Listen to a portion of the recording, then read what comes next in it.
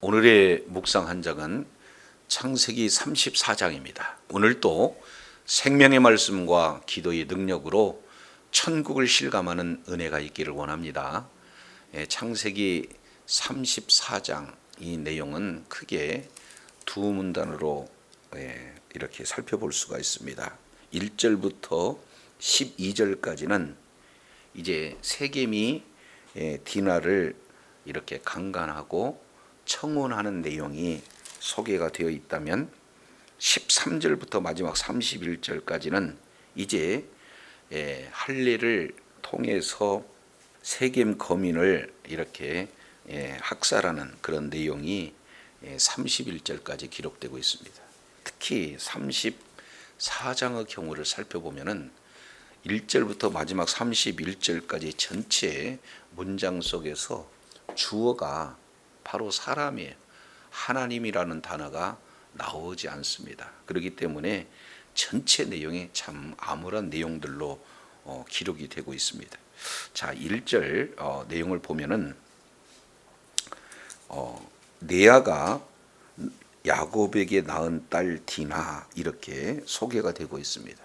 그러니까 지금 야곱은 하란에서 하나님의 명령에 따라 순종해서 그리고 자기가 이제 서원했던 바로 고향으로 돌아오는 그 과정 속에서 이제 최종적인 목적지가 사실은 베델이야 됨에도 불구하고 어디에 머물러 있었습니까? 바로 세겜에 머물렀어요. 그래서 이 세겜에 그것도 거쳐가는 게 아니라 그냥 오랫동안 머물고자 했던 그런 내용 가운데 가족의 큰 시련이 찾아오게 됩니다. 그 중에 1절 내용을 통해서 보니까 디나를 소개하고 있는데 레아가 낳은 딸 그러죠. 그러니까 사실은 야곱의 딸이라고 표현하기보다는 레아의 딸 이렇게 표현하는 것은 의도가 있다는 거죠. 그래서 야곱은 사실은 사랑하는 라헬을 통해서 낳은 자녀를 더욱 사랑합니다. 그래서 지금 디나는 바로 덜 사랑했던 레아가 낳은 디나 이렇게 지금 소개하고 있어요. 그런데 그 디나가 1절 하반절 내용을 통해서 보니까 어디로 가고 있습니까? 자, 그 땅, 세겜 땅의 딸들을 보러 나갔다. 지금 이렇게 말씀하고 있어요. 여기서 보러 나갔다라고 하는 이 내용은 이제 하나님의 말씀보다는 더 세상에 관심을 가졌던 디나의 모습을 볼 수가 있습니다. 그래서 보러 나갔다라고 하는 이 내용은 적극적으로 즐기기 위한 목적으로 나가는 것을 우리가 살펴볼 수가 있죠. 그래서 이제 2절 나갔을 때 나타나는 일이 소개가 되고 있는데 히위 족속 중 하모리 아들 그 땅의 주장 세겜이 디나를 봤어요. 그리고 끌어들였습니다. 그리고 강간하여 욕되게 했다. 그러니까 가정에 아주 더 큰 위기가 찾아오고 있는 내용을 이렇게 통해서 볼 수가 있습니다.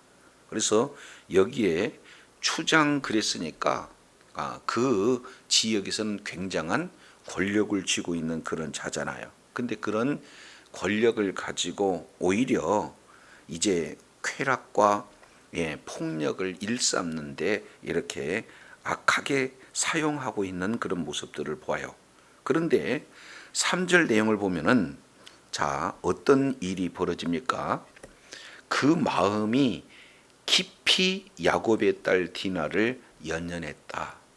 그리고 이어서 그 소녀를 사랑하고 그의 마음을 말로 위로하고 자, 그 다음에 적극적으로 4절 보니까 아버지 하몰에게 청해서 이 소녀를 아내로 맞이하게 해달라고 지금 이렇게 요청하고 있는 내용들을 보게 됩니다. 이제 하던 이 죄악은 아주 잘못된 그런 죄악이잖아요. 이제 완력을 가지고 힘을 가지고 권세를 가지고 저항할 수 없는 약한 여인을 지금 이렇게 폭력을 통해서 성폭행하고 있다. 이건 굉장히 큰 죄악입니다. 그럼에도 불구하고 지금 사랑한다라고 지금 표현하고 적극적으로 말로 위로하고 있는 그런 내용 가운데는 어떤 곳에서도 지금 그 잘못에 대한 뭡니까? 회개나 반성이 없어요. 그리고 오직 이제 정욕만을 위해서, 쾌락만을 위해서 지금 자기 자신의 요구를 지금 하고 있는 그런 장면입니다. 자, 그런데요, 문제는 5절이에요.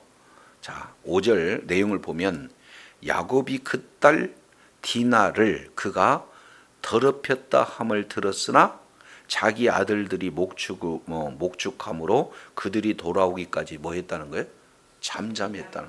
아니, 지금 딸이 이런 아주 험한 꼴을 당했다. 그러면은 아버지로서, 부모로서 당연히 이제 아주 그냥 호되게 지금 이렇게 혼내야 할 그런 어떤 상황이 되지 않습니까? 그런데도 불구하고 들었는데도 잠잠하고 있는 그 무책임한, 그리고 너무나도 비겁한 야곱의 모습을 볼 수가 있어요.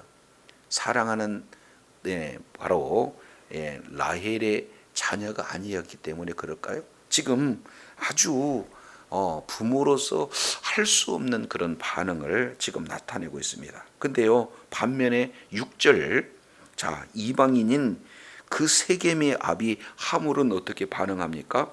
야곱에게 뭘 하러 왔어요? 말하러 왔어요. 적극적으로 자기 자녀를 위해서 요구하고 있는 그런 어떤 모습이 지금 소개가 되고 있어요. 근데 여기서도 역시 사과하지 않습니다. 그리고 자기 자신의 이제 목적만을 취하러 오고 있는 거예요. 그러니까 정식으로 지금 청혼하고 있는 그런 어떤 장면 아니겠습니까? 그런데 이제 7절에 이 오빠들의 반응을 보면은 아주 다른 표현이 있죠. 7절, 야곱의 아들들은 들에서 이를 듣고 돌아와서 그들 모두가 근심하고 심히 뭐했어요? 노했다. 듣자마자 즉각적인 그런 어떤 반응이 지금 나타나고 있는 거죠. 자, 그러면서 뒤에 이렇게 표현을 합니다. 8절 보세요. 하물이 그들에게 이르되, 자, 뭐라고 말하고 있습니까? 내 아들 세겜이 마음으로 당신의 딸을 연연한다. 그러니 원하건대 그를 세겜에게 주어 아내로 삼게 하라. 재차요, 사과하지 않습니다. 오로지 정식으로 지금 청혼하고 있는 이런 어떤 내용이 계속해서 이루어지죠. 그러면서 9절 보세요. 자, 9절, 너희가 우리와 통혼하여, 자, 다시 한번 있습니다. 너희가 우리와 뭐예요? 통혼하여 너희 딸을 우리들에게 주고 우리 딸을 너희가 취하고, 그리고 10절 또 이렇게 얘기해요. 너희가 우리와 뭐하게 할때 함께 거하되, 지금 이렇게 표현을 하고 있어요. 그러니까 통혼하고 이제 함께 살자. 너희와 우리가, 너희와 우리와 함께 통혼하고 함께 살자 하는 이 내용이에요. 이것은 바로 종교 혼합주의, 이 제안을 지금 하고 있는 것을 보게 됩니다. 그러면은 야곱은 잘 알겠지만 할아버지 아브라함이 자기 아버지 이삭의 아내 어머니를 취하기 위해서 그 먼 길을, 그리고 자신 역시 마찬가지로 그 먼 길을 이렇게 가서 아내를 얻었잖아요. 그런데 제안하는 내용은 어떤 겁니까? 통혼하는 것을 제안을 하고 있는 것을 보게 돼요. 그러면서 10절 하반절 자세히 보시면은 뭐라고 표현하겠습니까? 너희가 여기에 머물러서 매매도 하고 여기에서 기업도 얻어라. 지금 이렇게 말하고 있습니다. 그러니 그들의 관심 내용은 하나님 나라에 관심은 없어요. 언약에 대한 그런 관심은 없어요. 오직 뭐예요? 세속적인 관심만, 땅에 있는 것만 지금 관심을 가지고 있습니다. 더 놀라운 것은 지금 결혼을 경주의 논리로만 지금 말하고 있는 하몬의 모습을 그대로 보여줘요. 자, 그러면서 세겜도 뭐라고 표현하는가? 11절 보세요. 세겜도 디나의 아버지와 그의 남자 형제들에게 이르되 나로 너희에게 은혜를 있게 하라. 너희가 내 말하는 것은 내가 다 주리라. 이 소녀만 내게 주 아내가 되게 하라. 아무리 큰 혼수와 예물을 청할지라도 너희가 내게 말한 대로 다 주리라. 지금 이렇게 표현을 하고 있습니다. 그러니까 지금 아버지도 경제 논리로 접근하니까 아들 세겜 역시 마찬가지로 뭐예요? 물질 만능주의로 가득 찼어요. 돈이면 다 지금 해결된다는 그런 심사를 가지고 이렇게 말하고 있는 거예요. 끝까지 자기에 대한 그 잘못을 뉘우치거나 용서를 구하지 않고 있는 그런 어떤 모습들을 봅니다. 그래서 여기에 등장하는 그런 각 사람 한 사람이 정말로 죄악된 그런 이 세상에 사는 사람들의 모습을 그대로 표현을 하고 있어요. 오히려 하나님의 문화, 말씀의 문화보다는 세상 문화에 더 호기심과 관심을 갖고 이렇게 나가는 디나의 모습. 그리고 아버지는 이 못된 이런 어떤 소식을 들었음에도 불구하고 너무도 무책임하고 너무도 비겁한 그런 모습을 그대로 적나라하게 드러나게 되는 것을 볼 수가 있습니다. 하몰과 그리고 세겜, 이 내용은 철저하게 잘못된 방법으로 이제 아내를 맞이하려고 하는 모습과 모든 것이 돈이면 해결된다는 세속적 가치로만 살아가고 있는 그런 모습들이에요. 더 심각한 것은 13절 야곱의 아들들 지금 표현을 하고 있는데, 자 14절이죠. 우리는 그렇게 하지 못하겠다 하면서 할례 받지 아니하는 사람에게 우리 누이를 줄 수가 없다. 만약에 15절 너희 남자 중에 다 할례를 받고 우리 같이 되면 16절에 어떻게 표현해요? 우리 딸을 너희에게 주고 너희 딸을 우리에게 취하여 너희와 함께 거하여 한 민족이 되려냐. 너희가 만일 우리 애를 듣지 않고 할례를 받지 않으면은 우리 딸을 데려갈 수가 없다. 지금 이렇게 표현을 하고 있습니다. 이것은요 13절 내용을 통해서 한 단어 이렇게 표현하고 있어요. 속여라고 이렇게 표현을 하고 있습니다. 자, 그러면 지금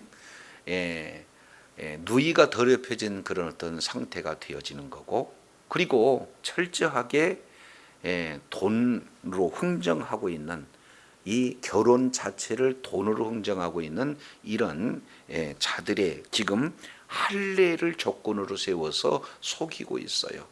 그러면 여기서 이제 우리가 한번 생각해 볼 수 있는 내용은 피의 보복을 하는데 하나님의 말씀을 이용하고 있는 이 내용이 얼마나 하나님의 이름이 더럽혀지고 있는 그런 내용인가, 이것을 지금 구분하지 못하고 지금 할례를 이용하고 있는 그런 모습들을 보게 되어집니다.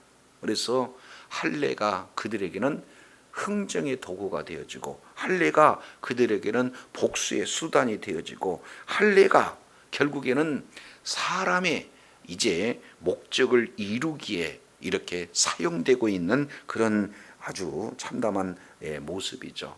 그러니까 동기도 잘못되고 방법도 잘못되고 오직 이제 복수하겠다는 일념으로 피해 복수를 진행을 하되, 하나님의 언약의 가장 핵심의 내용인 할례 제도를 지금 이용하고 있는 아주 더 악랄한 이 야곱의 아들들의 모습을 그대로 지금 보여주고 있어요. 오히려 세상 사랑보다 더한 죄악들을 지금 드러내고 있는 것을 봅니다. 자, 그랬을 때 야곱의 아들들이 속이는 데 성공한 듯해요.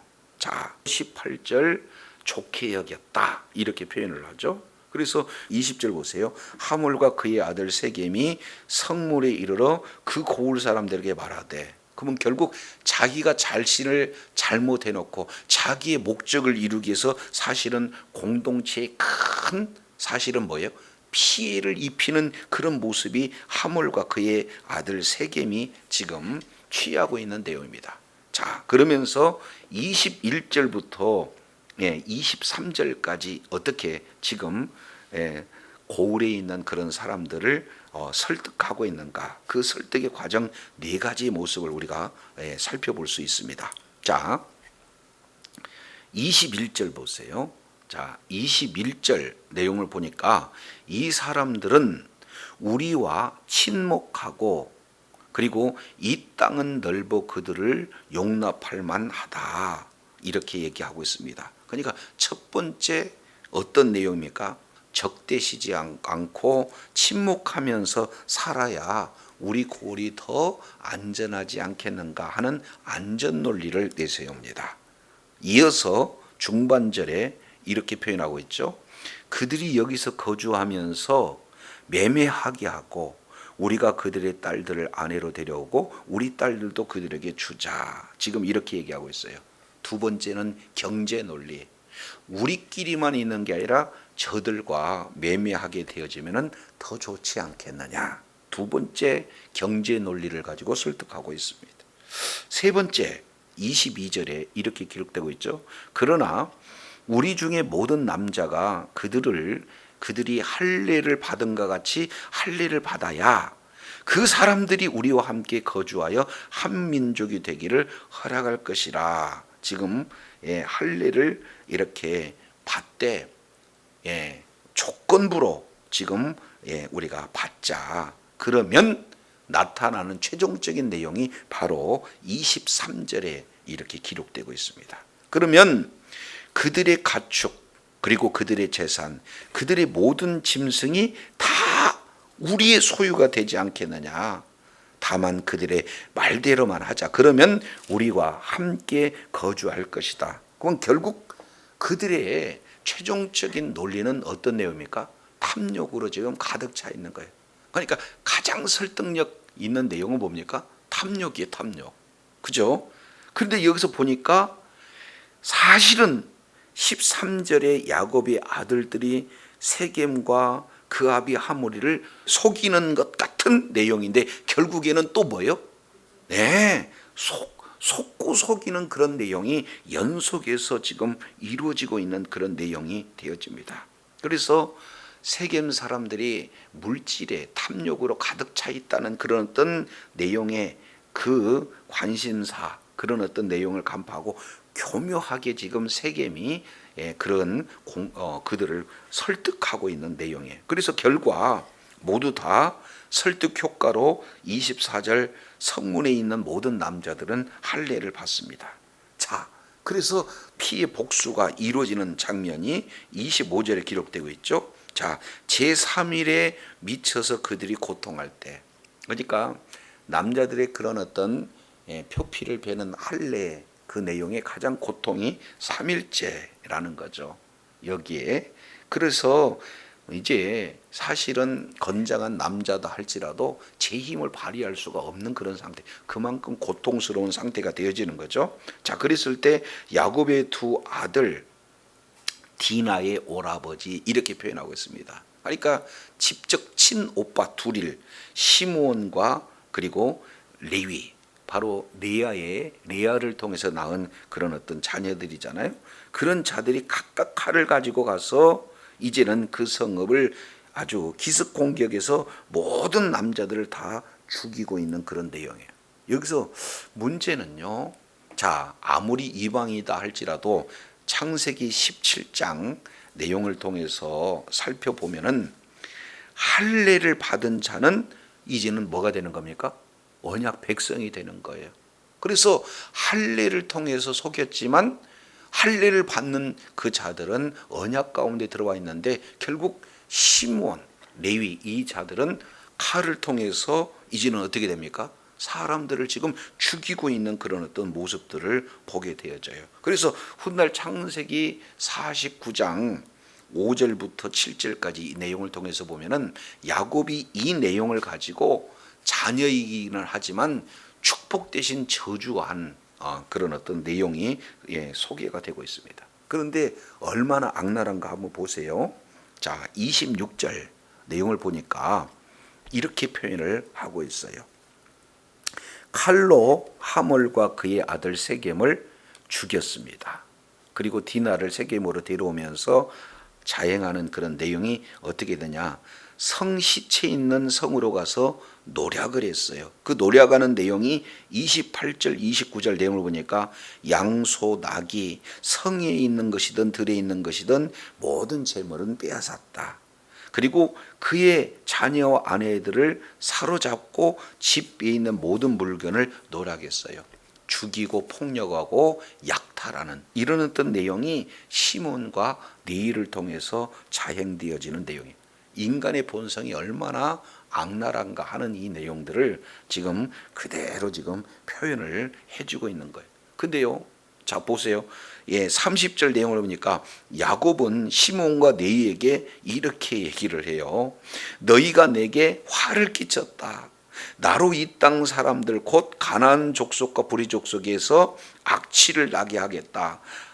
나는 수가 적은데 그들이 모여 나를 치고 나를 죽이리니 그리하면 나와 내 집이 멸망하리라. 그러면은 자기 자신이 하나님의 말씀에 순종해서 베들로 갔다면, 자기가 서운한 대로 베들로 갔다면 사실은 이제는 결과론적인 내용이지만 이런 가정의 큰 불행이 나지도 않았잖아요. 사실은 근본적인 원인은 야곱의 잘못된 그런 선택이 있다라는 것을 우리가 살펴볼 수가 있어요. 그래서 그거에 대한 징계 절차로 지금 이런 큰 어려운 문제가 나왔는데 끝까지 야곱은 30절 내용을 보니까 뭐라고 표현을 하고 있어요? 내게 화를 끼쳤다. 나로, 그리고 나는 나를 치고 나를 죽이니 나와 내 집. 결국 7번씩 자기 중심의 그런 어떤 신앙을 지금 그대로 이렇게 표현을 하고 있는 것을 보게 돼요. 끝까지 자기 중심의 사고로 이렇게 있는 야곱의 모습을 그대로 지금 드러냅니다. 그러니 자녀들이 31절 내용을 보니까 뭐라고 표현해요? 아니 그러면 우리 누이를 창녀같이 대우하는 것이 마땅합니까? 하고 항의하는 것으로 지금 34장이 마무리가 되고 있는 거예요. 자, 하나님은 한마디도 나오지 않고 여전히 34장에서는 침묵하고 계시고 죄악된 인간들의 모습 단면들을 그대로 지금 드러나고 있는 것을 보게 됩니다. 그래서 이제 바로 언약의 백성이면서 오히려 세상 문에 관심을 가지고 있는 디나, 그리고 이제 아예 그냥 정욕에 사로잡혀서 성폭행도 서슴지 않는 세겜, 그리고 자녀를 이 잘못된 내용을 체크하지 않고 자기 잘못을 뉘우치지 않으면서 오히려 결혼 그 자체를 이제 하나의 경제 논리로 접근하고 있는 하몰, 자기 딸이 이렇게 고통 가운데 있는데, 가정이 이렇게 큰 문제 있는데 본질조차도 파악하지 않고 끝까지 자기 중심의 생각만 하고 있고 이제 여전히 침묵을 하고 있는 이제 그런 야곱의 모습, 그리고 이제는 복수에 아주 그냥 눈이 멀어서 피비린내 난 그 복수를 진행하는데 하나님의 말씀을 이용하고 있는 시몬과 레위, 이 모습 하나하나가 사실은 누구를 지금 보이고 있습니까? 죄인인 바로 인간의 모습을 보이고 있어요. 그런 인간의 모습에 어떤 것이 하나님의 뜻인가를 지금 침묵함으로써 저와 여러분에게 지금 말씀하고 있습니다. 저도 여러분도 늘 삶의 여정 속에서 죄는요 또 이렇게 죄를 낳고 속이고 속이는 그런 어떤 세상 이런 어떤 속에서 정말로 이 죄 문제를 온전히 해결하지 않고는 우리는 이제는 경제적인 그런 논리, 그리고 안정적인 논리, 그리고 탐욕을 채울 수 있는 그런 어떤 논리에 설득되어지는 바로 모습이 우리들의 모습이기 때문에 이제 우리들에게 진정한 소망은 바로 예수님 한 분뿐임을 오늘 34장 내용을 통해서도 볼 수 있습니다. 이런 모든 죄 문제를 이렇게 완전 해결할 분이 바로 예수 그리스도다. 그래서 예수 그리스도를 믿는 믿음 안에 있을 때 우리의 잘 죄악된 모습들을 이렇게 용서함 받고 정말로 하나님의 자녀로서 이 땅 가치보다도 하나님 나라의 가치를 가지고 정말로 하나님께 사랑받고 또 많은 사람들에게도 존경받는 그런 복된 그런 삶의 내용이 예수 그리스도 안에서만 이루어지게 되는 줄로 믿습니다. 늘 삶의 현장 속에서 주 안에서 하나님 나라의 온전함 가운데 거함으로 하나님 앞에 존귀하게 쓰임 받는 복된 은혜가 있기를 원합니다. 기도하겠습니다. 하나님 아버지,